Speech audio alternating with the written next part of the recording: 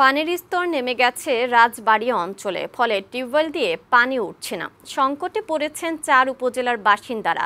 জেলার জনস্বাস্থ্য প্রকৌশলী জানিয়েছেন, খরার কারণে ভূগর্ভস্থ পানির স্তর নিচে নেমে গেছে। বৃষ্টি হলে পরিস্থিতি স্বাভাবিক হতে পারে। রাজবাড়ী সংবাদদাতা আজু শিকদারের পাঠানো প্রতিবেদন জানাচ্ছেন সাজ্জাদুর রহমান। রাজবাড়ী, পাংশা, বালিয়াকান্দি, কালুখালী ও রাজবাড়ী সদর উপজেলার অধিকাংশ গ্রামের টিউবওয়েলেই পানি উঠছে না। পুকুর ও খালবিলও পানি শূন্য। পানির অভাবে গবাদি পশু লালন পালন ও গৃহস্থালির কাজকর্ম নিয়ে চরম বিপাকে স্থানীয়রা। সামর্থ্যবান অনেক পরিবার জলমোটর বসালেও দিনের বেলা পানি উঠছে না।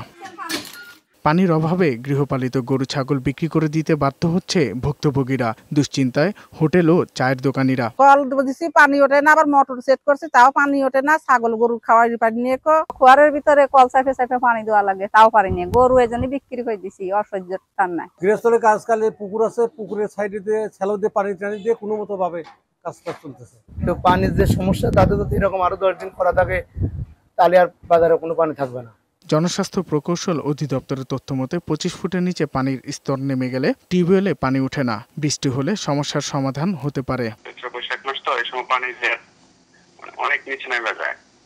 আর হ্যান্ড টিউবওয়েল গুলা আপনার যেগুলো চাপ কল, এগুলা তো 25 ফিটের নিচে পানির লেয়ার চলে যায়, ওইগুলাতে পানি তোলা সম্ভব হয় না। বৃষ্টির অপেক্ষা করতে হবে। সাজ্জাদুর রহমান, বৈশাখী সংবাদ।